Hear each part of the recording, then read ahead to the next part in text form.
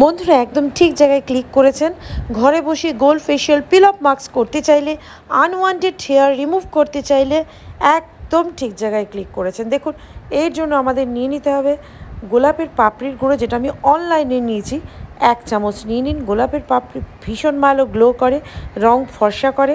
নিয়ে নিন অরেঞ্জ পিল, মানে কমলা লেবুর খোসার গুঁড়ো। এখন শীতকাল আসছে, খুব তাড়াতাড়ি এসে যাবে, পেয়ে যাবেন এই জিনিসগুলো, নাহলে গুঁড়িয়ে নেবেন শুকিয়ে। আর নিয়ে নিলাম হলুদ। যদি কস্তুরি হলুদ নেন 1 চামচ নেবেন, আর যদি রান্নার হলুদ নেন 1 চিমটে নেবেন। আর নিয়ে নিন ক্যাস্টর অয়েল।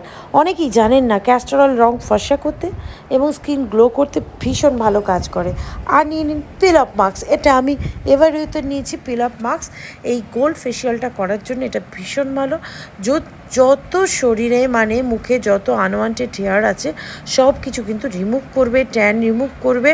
আর এটা একদম ভরে নেবেন, অল্প নিলে কিন্তু হবে না, কারণ পুরোটা গলতে হবে। এরপর এটার মধ্যে নিয়ে নিতে হবে মধু। এবার ভালো করে মিক্স করে তারপর মুখে লাগাতে হবে।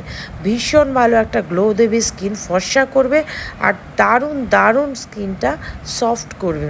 তো চলুন, এর মধ্যে এবার দিদি 1 চামচ মধু কিন্তু পুরো ময়েশ্চারাইজার কাজ করে। এখন শীতকাল আসবে, স্কিন কিন্তু ড্রাই হচ্ছে, তো সেই জন্য মধুটা সব কিছুতেই রাখবেন। সমস্ত মাস্কে বা স্কিন কেয়ারে মধুটা 1 চামচ অবশ্যই দেবেন। আর তাহলে এতে কিনা আপনার স্কিনটা কখনো ড্রাই হবে না। স্কিন যদি ড্রাই হয় তাহলে কিন্তু বুড়োটে হয়ে যাবেন খুব তাড়াতাড়ি।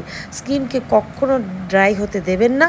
স্কিনটাকে তেল হোক, ক্রিম হোক, কিছু না কিছু দিয়ে ভিজিয়ে রাখবেন। তো দেখুন, আমার পিল অফ মাস্কটা কিন্তু তৈরি হয়ে গেছে। বাস এটা মুখে লাগিয়ে একদম রেখে দিন 10 থেকে 20 মিনিট। পুরো শুকিয়ে গেলে তারপর আস্তে আস্তে এটা টেনে তুলে নিন।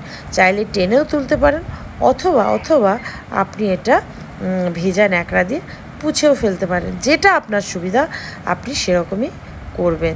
তো পিল অফ মাস্ক আমার রেডি হয়ে গেল। যদি ভালো লাগে রূপা দত্ত DIY হোমমেডকে সাবস্ক্রাইব করবেন।